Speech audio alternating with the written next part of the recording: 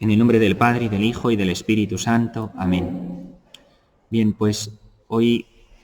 prácticamente vamos a concluir la exposición de la introducción a la liturgia del Catecismo. No lo concluimos hoy como yo pensaba, sino el día próximo, en el que ya haremos un pequeño resumen, porque nos falta una última parte por explicar de esta introducción a la liturgia que el Catecismo ofrece, en la que se nos habla de la diversidad litúrgica, de la diversidad de tradiciones litúrgicas que existen en la Iglesia Católica, de la diversidad de ritos en la celebración de los sacramentos que legítimamente existen y se utilizan en la Iglesia Católica. Hay que decir que desde la primera comunidad cristiana de Jerusalén hasta que acabe el tiempo de este mundo, hasta que regrese el Señor, el misterio que celebramos en la liturgia es uno solo y el mismo, pero en muy distintas formas de celebración. El misterio de Cristo tiene una gran riqueza que nosotros no podemos agotar, y tampoco se puede agotar en muy distintas tradiciones litúrgicas que existen, cuyo nacimiento y cuyo desarrollo a lo largo de la historia en distintos lugares del mundo pues testimonia no contraposición ni contradicción, sino una gran riqueza, una gran complementariedad. Cuando las distintas iglesias en todos los lugares del mundo han vivido sus tradiciones litúrgicas en la misma comunión en la fe y en los sacramentos, solo ha servido para enriquecerse mutuamente y para crecer también en fidelidad y en entrega a la misión de la Iglesia. Todas las diversas tradiciones litúrgicas que existen, porque nosotros pertenecemos a una muy concreta, y ahora diré cuáles son, todas han nacido por razón misma de la misión de la Iglesia, porque en la evangelización, que poco a poco va llegando a cada lugar geográfico del mundo y a cada cultura, se ha ido traduciendo en un modo de celebrar el misterio de Cristo según el modo particular de expresarse o según la cultura propia de cada lugar. En esa tradición del depósito de la fe, en el simbolismo de la liturgia, en la organización de la manera de vivir la comunión, en la manera de entender teológicamente los misterios de la fe y también incluso en la forma de vivir la vocación cristiana y de expresarla en una vida de santidad. En todo ello se han ido siempre dando distintas formas de expresarse y de manifestarse el único misterio de Cristo,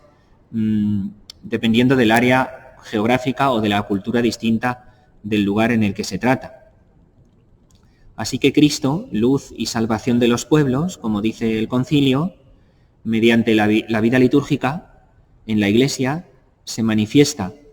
a cada pueblo y a cada lugar o a cada cultura de la manera que les es propia a las gentes de aquellos lugares. La Iglesia, que es católica, puede integrar en su unidad, eso sí, purificándolas de aquellas cosas que no casen con el Evangelio, pues las riquezas de todas las culturas y de todos los lugares. ¿Cuáles son estas distintas tradiciones litúrgicas o ritos que actualmente están en activo en la Iglesia? Pues dice el Catecismo, principalmente son las siguientes. El rito latino,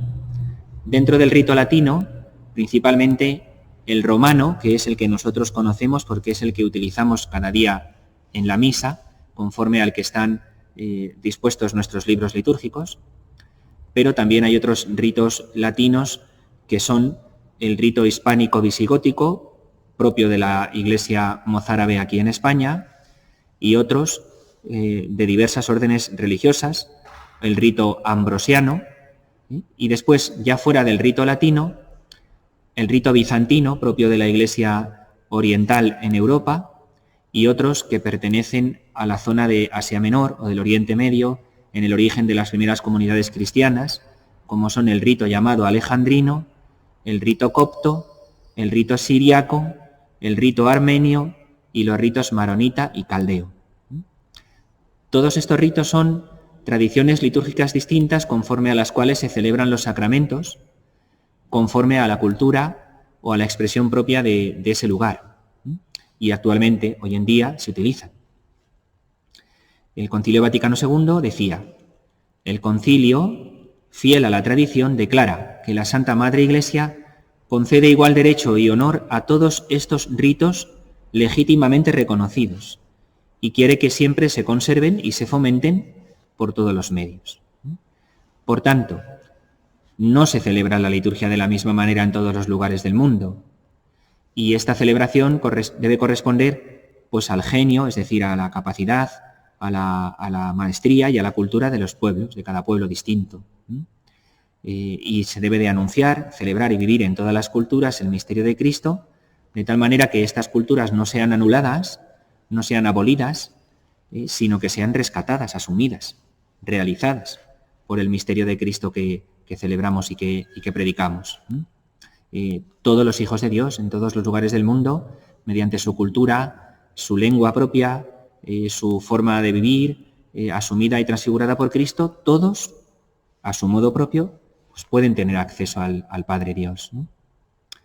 ¿De acuerdo? Y esto vale igualmente también, por tanto, en el caso de la liturgia. Eso sí, recuerda el catecismo que en la liturgia, y sobre todo en los sacramentos, sí que hay una parte inmutable, que es la institución divina, de la que la Iglesia es guardiana, y esa parte no se puede cambiar, no puede faltar. Evidentemente, en la celebración de la Eucaristía no puede faltar la consagración, la consagración del pan y el vino, las especies eucarísticas en el cuerpo y sangre de Cristo. No pueden faltar las mismas palabras que utilizó el Señor en la última cena, por ejemplo, ¿no? Es una parte inmutable, ¿no? Y luego hay partes susceptibles de cambio, en las que la Iglesia sí que tiene el poder y a veces incluso la necesidad o el deber de adaptarlas a las culturas de los pueblos para su mejor entendimiento. Sobre todo y especialmente en aquellos pueblos que han sido evangelizados más recientemente, ¿no? En los que poco a poco se va conociendo y desarrollando la fe y la vida de la fe. Y por último ya, solo comentar que en este campo de esta diversidad litúrgica, que puede ser siempre fuente de enriquecimiento, sin embargo hay que cuidar siempre que esa diversidad no perjudique a la unidad. Y por tanto, hay que mantener una fidelidad a la fe común, a los signos sacramentales que la Iglesia ha recibido de Cristo. Por eso hay esa parte inmutable que no se puede tocar en la celebración de los sacramentos, debe ser siempre común a todos. Y también hay que conservar siempre una comunión con la jerarquía, con los pastores que tienen la misión de parte del Señor de custodiar íntegro el mensaje de la fe y la doctrina. Entonces, esto conlleva a veces una conversión del corazón, porque a lo mejor hay cosas de una determinada cultura o un hábito ancestral de un lugar que no es compatible con la fe católica y hay que evangelizarlo desde dentro para saber poco a poco, si es preciso, hasta romper con él, ¿no? Y si no es necesaria una ruptura radical, pues sí que modelarlo y evangelizarlo conforme al mensaje de la fe cristiana.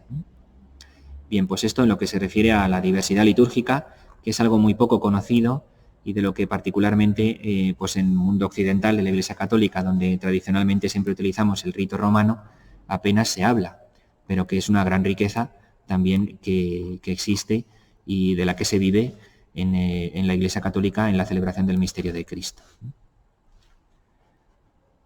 Gloria al Padre y al Hijo y al Espíritu Santo.